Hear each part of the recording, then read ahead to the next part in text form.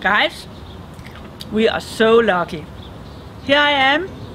Some of you have seen me. I'm Tina, and I founded the Humanitarian Water and Food Award. Some of you are close friends, relatives, business colleagues, students, others. I want to talk to all of you. Now, please come to our awards event on the 18th of June in Central Hall, Westminster, where we are celebrating solutions to the fact that almost 1 billion people don't have access to clean water and good food.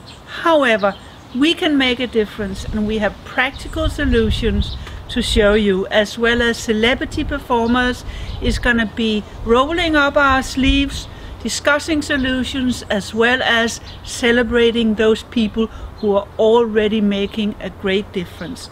So do come, and if you can't, please forward this message to people in your network who you might think are interested in coming. Thank you.